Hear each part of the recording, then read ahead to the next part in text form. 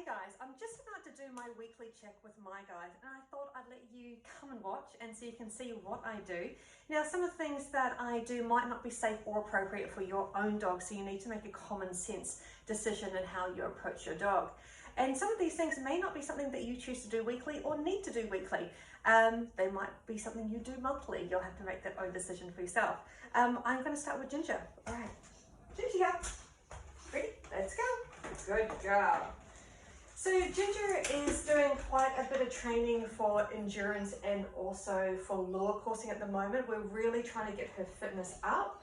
She's not a dog that was bred or is structured for endurance. So it is something that doesn't come naturally or easily to her. So there's things that I want to check on her, even in little, he's an older dog, he does exactly the same type of work that she does. Because he's older, he does have a little bit of arthritis in one of his hips, so I like to keep a check on that. All right, so one of the first things that I'm going to do with Ginge is I'm just simply going to put my hands on her and I'm going to feel her muscles. I'm going to feel for any hot spots. I'm going to feel for any lumps, bumps, abrasions, anything like that. So often in my work, I'm actually discovering lumps and bumps in my clients' dogs that they didn't know that were there. So I think it's a good idea to frequently put your hands on your dog and really give them a really good look over. Okay, Jimmy, come this way. Ginger. Good girl. All right. And start at the face, at the head. Good girl. Look at the eyes, nose. I'm going to look at her teeth. I'm going to look all the way back. So what I'm going to do, look here. Then I'm going to go all the way back. How do her teeth look? Do they need any cleaning or extra attention? Good girl. Have a look in the ears. How they look. The next thing I'm going to do is going to look a little bit weird. I'm going to smell them. What do they smell like? Because if there's a smell, there's something like corn chips, we might actually have a yeast issue that we need to see a vet about. All right, I'm going to come down and feel. Excellent, good girl. Now I'm going to ask her to give me a paw. I'm going to just press on each toe. Does she feel comfortable with that? Some dogs may even bite you for doing this, so you have to really understand what is okay with your dog. Check her nails and the nail bed. Do her nails need trimming? Are there any redness or swelling around the nail beds? Now I'm going to look at the pads. Because we do a lot of biking and we have to go on hard surfaces a lot of the times, but we also do a lot of off-roading as well. What do the pads look like? Are they getting damaged? Are they cracked? If they're cracked, then I'm going to be looking at addressing maybe a zinc deficiency in her diet. All right, so what we do to one way, we go and do to the other. Good girl. Nice. Look in between the pads. Make sure everything looks okay. Very good. A little bit of fur palpation going down the muscles down the side of the spine. Are there any spasms there? Maybe you might need to go see a soft tissue specialist.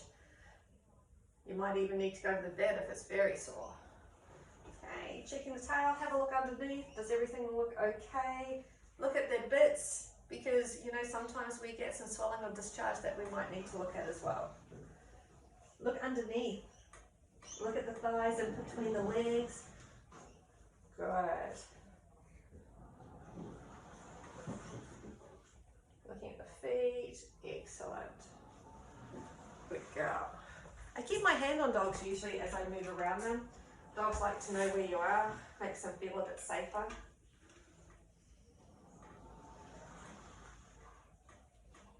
Good girl.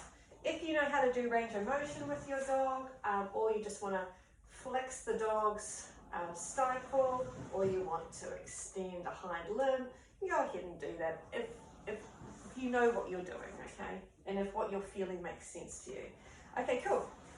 So, with Ginge, good girl. I actually do brush her teeth every now and then, and I use coconut oil to do it. Now the reason I do this is because even though she is fed with a fresh food diet and she gets bones, she still needs another method to help her keep her teeth really clean.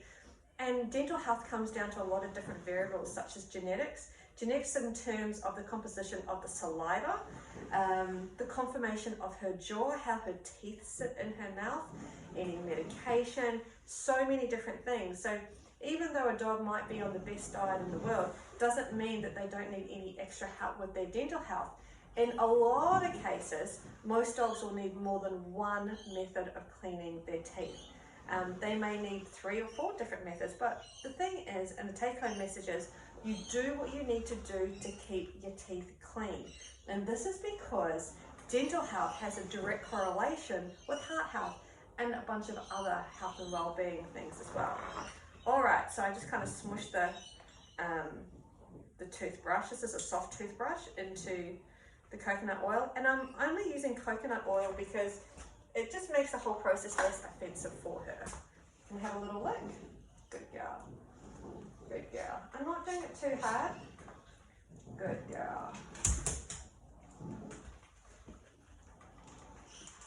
If you do it too hard, you're going to make it a not very nice experience.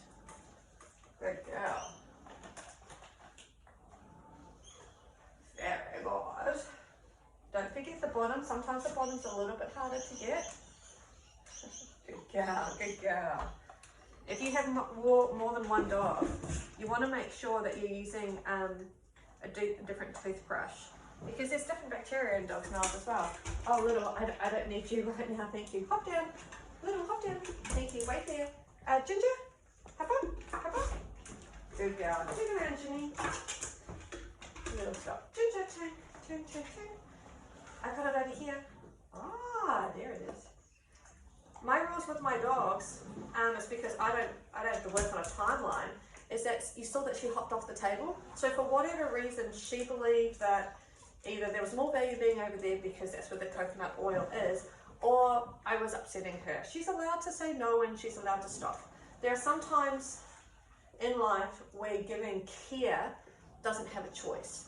This is not one of them, because this is not a life or death matter. She can have a choice and she can get off the table and she can say no. And I'm fine with that, because over time she just builds up trust in me that everything's okay. All right, so at the end of that, I give her the coconut oil. There you go. So we end on a really nice note. Good girl. All right, so we're going to do nails next. Now, a lot of dogs have problems with having their nails done. And this is something that you really want to take the time to really make sure that they enjoy. Now, or tolerate without biting your face off or being really uncomfortable. If you go to Google and type in cooperative care for dogs, there is some really good information out there about that, okay? All right, so what I'm going to do is I'm going to use Miller's Forge clippers. They are my favorite clippers. I have 2 pairs, because I'm always putting one down. This is the pair that I don't really want to use. It's a little blunt. But I also have this thing called domestic blindness, meaning I can never see what's in front of me. I have no idea where I put my good clippers. I don't know. All right. All right, Ginny. Come. You come up? Ginger. Thank you very much. Come this way. This way. Very good. All right, the Dane has figured out there might be food here. Okay. So Ginger understands clippers, nails, food. Right. Sometimes food can actually be a really bad distraction for these dogs, so you have to decide what is actually appropriate for them. Good girl. Good girl. Always have quick stop powder or similar in case you accidentally do the quick, and then you're not going to have a bloodbath. The best thing that you can do if you cut a quick is not to make a really big deal about it. Because if you make a really big deal about it, then the dog is going to make a bit of a deal about it. Sometimes these things happen, all right?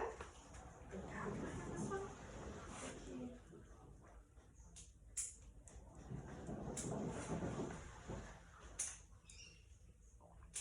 Very good. When Ginger was young, we used to do 1 nail treat. Now we do 1 foot treat. And sometimes I will just approach her in the day. We don't make it formal like this at all. And I will simply go on ahead and do her nails and walk away. And she's kind of like, oh, what just happened? Good go. I'm going to do your hinds now. Thank you. Good go.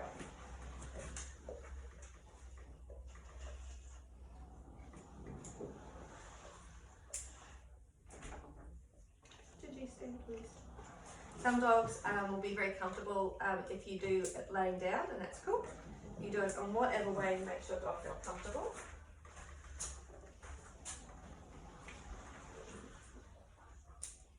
If you do not feel comfortable doing nails, get somebody who will treat your dog kindly and fairly. It's fine to be firm and assertive, but you don't want to have to be putting a dog in a headlock because you're ruining your relationship with your dog. Good girl, very good. All right, so now we're finished. She gets the good treat. Oh, yum. That's the best. She'll take that somewhere good to eat. All right, so recap, what did we just do? So I went over her, I checked everything. Does everything look like it's okay? Is there anything that I need to see a vet about or that I need to provide further attention myself about? I had a look at her teeth. Do they need cleaning? If you have a dog that has really bad teeth, you're going to need to go ahead and get a dental. And then you can do these other preventative measures. Gavin, because he's an older dog, the composition of his saliva has changed. That means that he gets more build-up now. I put him on my Doggie weed. It's a nice, easy thing for him that changes the composition of the saliva and helps keep his teeth a little bit cleaner. But all dogs are going to be different. My 11-year-old has amazing teeth.